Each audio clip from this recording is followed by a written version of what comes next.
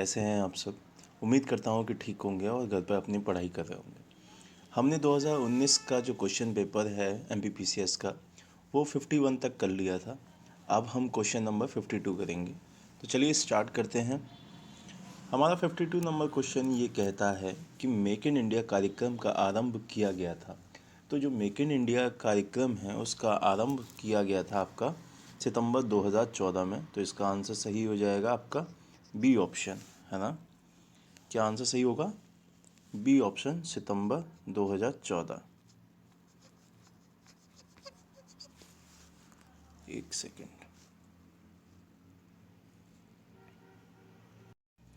तो आपका आंसर हो जाएगा सितंबर 2014।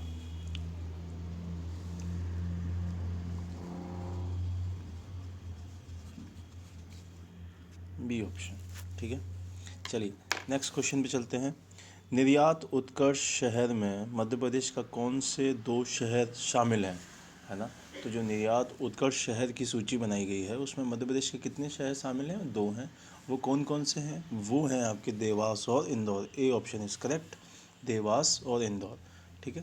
नेक्स्ट क्वेश्चन पे चलते हैं। भारत सरकार का कौन सा मंत्रालय भारत की विदेश व्यापार नीति से संबंधित है?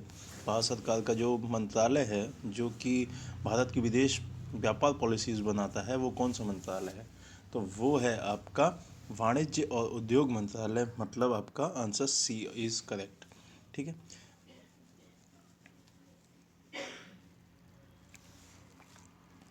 आंसर सी इज़ करेक्ट, वाणिज्य एवं उद्योग मंत्रालय सी, ठीक है। अगले क्वेश्चन पे चलते हैं। मध्य प्रदेश वित्त निगम का मुख्यालय है, जो मध्य प्रदेश वित्त निगम है उसका मुख्यालय कहाँ पे है? उसका मुख्यालय है आपका इंदौर। ए इज़ करेक्ट, ठीक।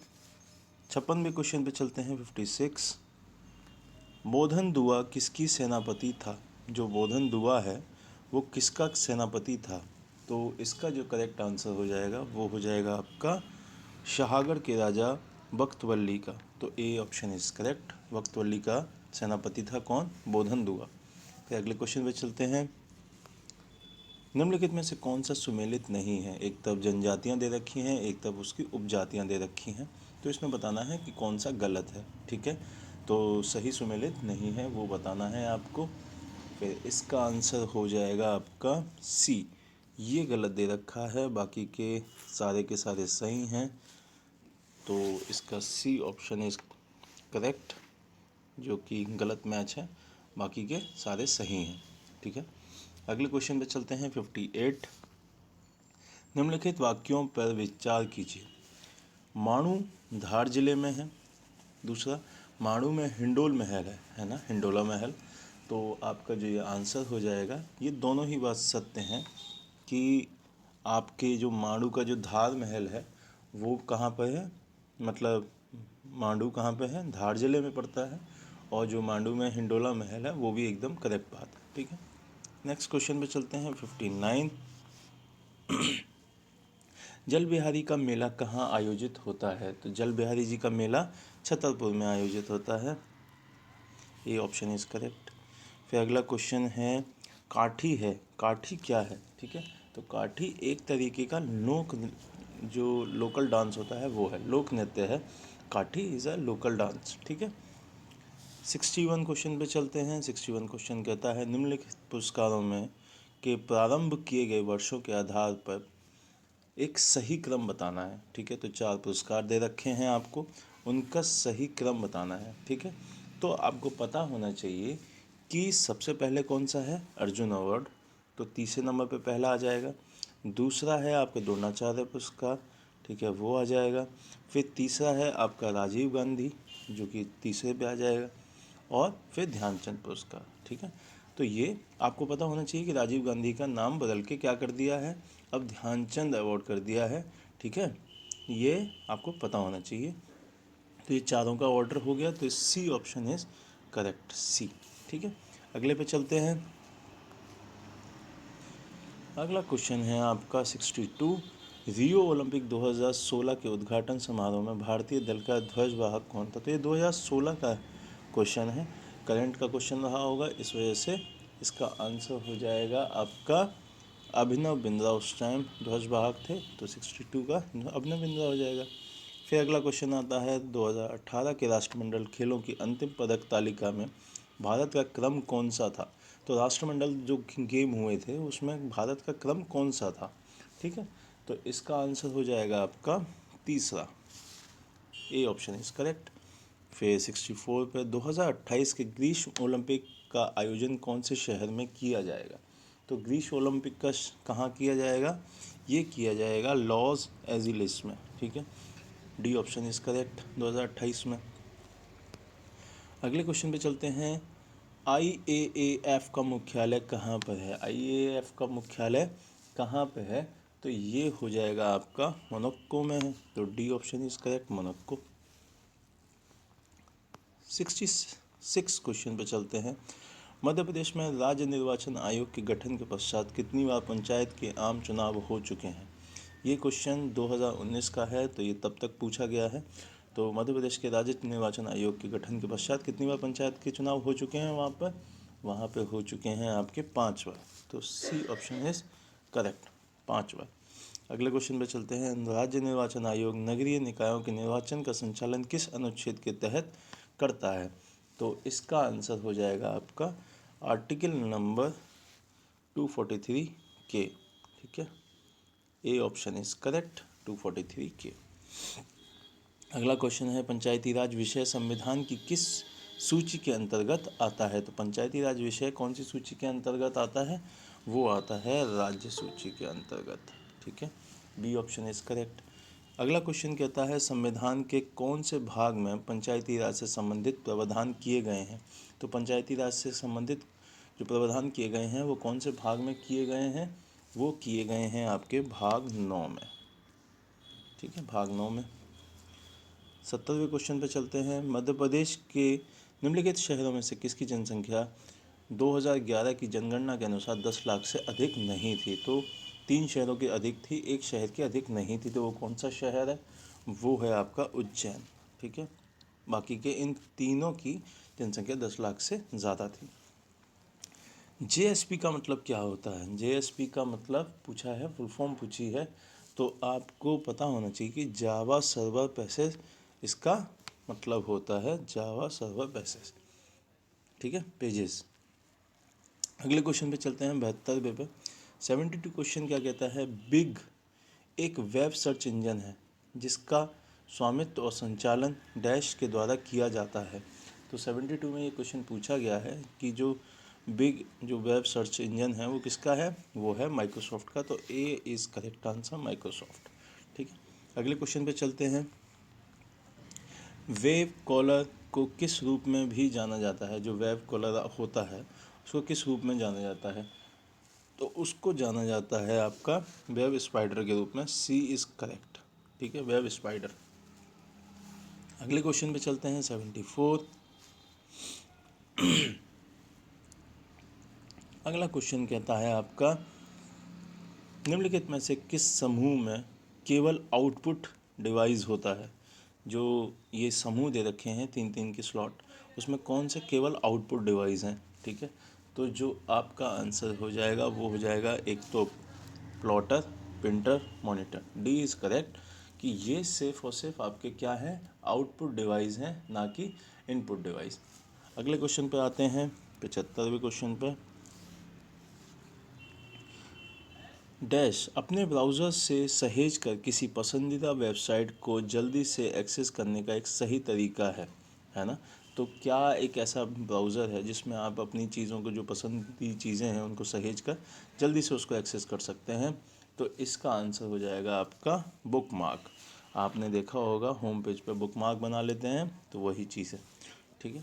अगले क्वेश्चन पे चलते हैं, कब न्यायालय, ये क्वेश्चन हटा दिए गए हैं, ये सिलेबस में नहीं है, तो आपको अब ये नहीं बताना है, तो इसको हटा देते हैं। अगले क्वेश्चन पे चलते हैं, अस्पृश्यता के आधार पर ये भी अब हटा दिया गया है, तो इसको भी हटा देते हैं। अगले क्वेश्चन पे चलते हैं, अनुसूचित जाति, ये आपके सिलेबस से हटा दिया गया है, तो इसको हटा देते हैं। फिर अगला क्वेश्चन फिर से वही है, तो इसको भी हटा दिया जाता है। 80 क्वेश्चन पे देखते हैं, वही सिलेबस से है तो उसको भी हटा देते हैं। अगला क्वेश्चन देखते हैं जो कि हमारे सिलेबस में होगा। भारतीय अंतरिक्ष कार्यक्रम के कौन जनक थे, है ना।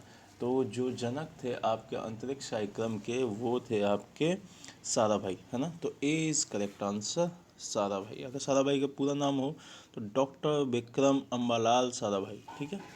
अगले क्वेश्चन पर 82, निम्नलिखित में से कौन सी कोशिकाएं मनुष्य की एंड्रोजन हार्मोन को स्रावित करती हैं। तो एंड्रोजन हार्मोन को कौन सी कोशिकाएं स्रावित करती हैं, तो इसका सही आंसर हो जाएगा आपका लेडिंग कोशिकाएं, ठीक है। तो ये आंसर सही हो जाएगा बी, ठीक है।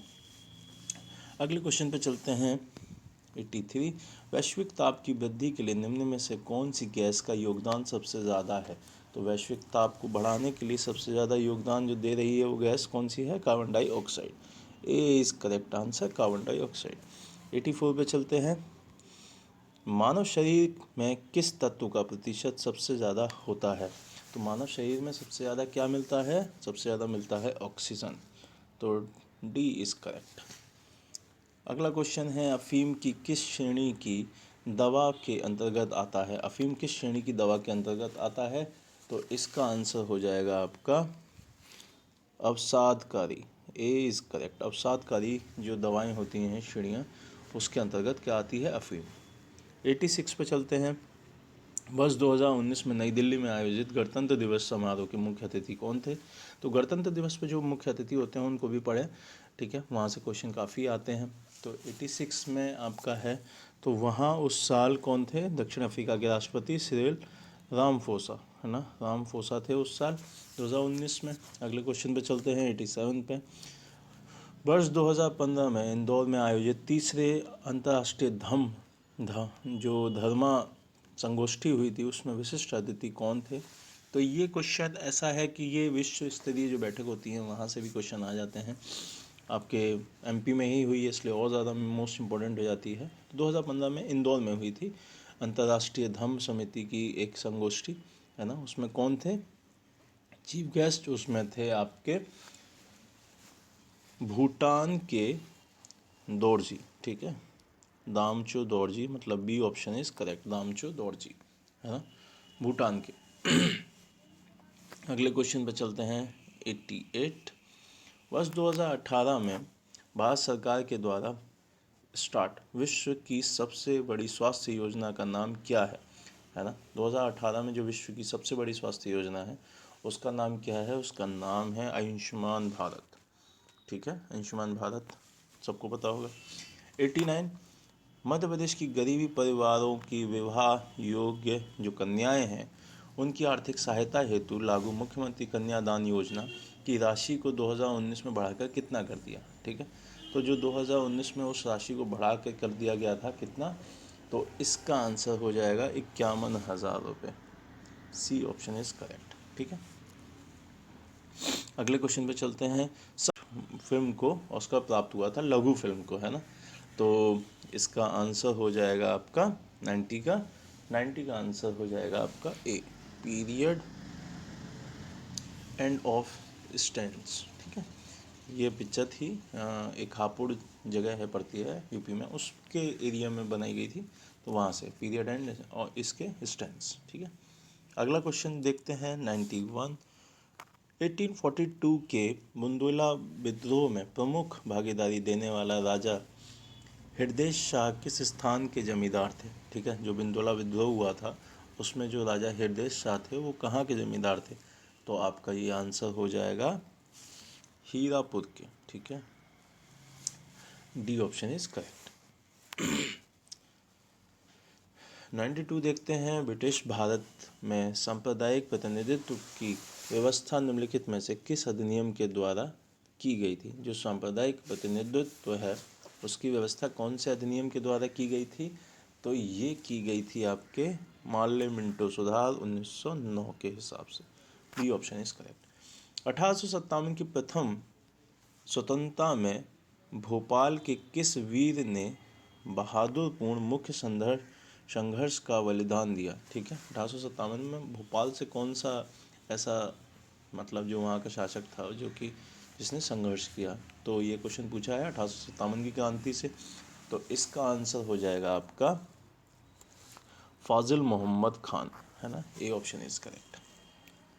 अगला क्वेश्चन पे चलते हैं। पुस्तक सत्यार्थ प्रकाश के लेखक कौन थे? तो सत्यार्थ प्रकाश के लेखक हैं Swami Dayanand Saraswati ji. C option is correct. 95वां क्वेश्चन देख लेते हैं। रेशम बुनकरों की श्रेणी की जानकारी निम्नलिखित किस शिलालेख से मिलती है ना। कौन सा ऐसा शिलालेख है जिसमें रेशम बुनकरों की श्रेणी की जानकारी मिलती है? तो इसका आंसर हो जाएगा दशपुर शिलालेख। A option is correct. Dashpur शिलालेख में रेशम बुनकरों के बारे में लिखा गया है। ठीक है, अगले क्वेश्चन पे चलते हैं। निम्नलिखित में से कौन सा जलप्रपात नर्मदा नदी पर नहीं है? तो 3 आपके जलप्रपात नर्मदा नदी पर हैं, बाकी का एक नहीं है। तो वो कौन सा है? वो है आपका भालकुंड। ठीक है, भालकुंड आपका नर्मदा नदी पे नहीं है। बाकी कपिल धारा, दुग्ध धारा और भेड़ा घाट, ये आपके तीनों कहाँ हैं? ये तीनों पड़ते हैं आपके नर्मदा नदी पर। अगले क्वेश्चन पे चलते हैं। निम्नलिखित में से कौन सा राष्ट्रीय राजमार्ग मध्य प्रदेश राज्य से नहीं होके गुजरता?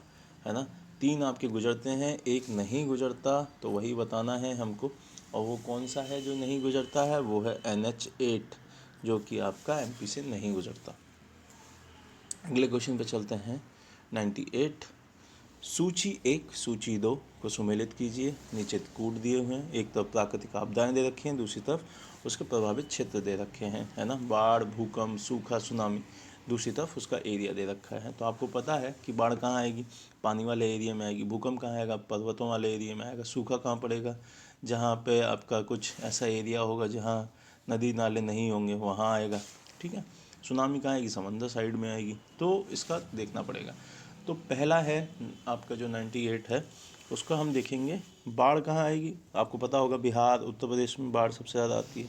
तो मिला लीजिए, पहले से दूसरे को मिला दीजिए। फिर दूसरा है भूकंप, तो मैंने अभी बताया जो पहाड़ों में आएगी। ठीक है, फिर सूखा, आपको पता ही होगा साउथ में बहुत सूखा पड़ता है, तो चौथा हो गया। और सुनामी जो आपके तट होंगे वहाँ आएगी। ठीक है, तो ए ऑप्शन इज करेक्ट। ठीक है, 99 क्वेश्चन देखते हैं। निम्नलिखित में से कौन सा समूहन सही नहीं है? है ना, समूहन दे रखे हैं, समूह दे रखे हैं, एक तरफ उसके एरियाज दे रखे हैं और एक तरफ वो काम दे रखा है। तो इसमें बताना है कौन सा गलत है।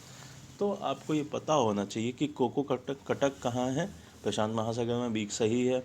बेलेस्विक कटक कहाँ है? अंध महासागर में, ये भी सही है। अगुलहास बेसिन कहाँ है? ये आपका पड़ता है हिंद महासागर में, ये भी सही है। तो ए ऑप्शन इज करेक्ट नहीं है। टेलीग्राफ पठार हिंद महासागर में नहीं पड़ता है। तो ए इसका आंसर हो जाएगा कि ये गलत दे रखा है। ठीक है, आखिरी क्वेश्चन 100वां क्वेश्चन है आपका। भारत में अपने पड़ोसी देशों के मध्य अंतर्राष्ट्रीय सीमा का विस्तार का आरोही क्रम बताइए। तो आरोही क्रम बताना है अपने पड़ोसी देशों से। तो देखिए, आपको पता होना चाहिए कि हम इसमें आरोही मतलब बढ़ते हुए, है ना। तो नेपाल हो गया, पाकिस्तान हो गया, चीन हो गया, बांग्लादेश हो गया। ठीक, तो इसका बी ऑप्शन इज करेक्ट, क्योंकि बांग्लादेश से हमारी बॉर्डर सबसे ज़्यादा मिलता है, फिर उससे कम होता है चाइना का, फिर उससे कम होता है पाकिस्तान का, फिर नेपाल। ठीक है, तो इसका बी ऑप्शन इज करेक्ट। ठीक है, तो ये 100 क्वेश्चन हो गए आपके। उम्मीद करता हूँ आपको अच्छे लगे होंगे, आपको समझ आ रहे होंगे। 2020 का पेपर पहले पढ़ चुका था, 2019 का ए पार्ट इससे पहले पढ़ चुका है। आगे 2018, 2017, 2016, 2015, 2014, 2013, 12 इन सब के पेपर भी हम लोग सॉल्व करेंगे। ठीक है, तो चैनल को सब्सक्राइब करें, शेयर करें और अपने दोस्तों में ज़्यादा से ज़्यादा फैलाएं। Thank you.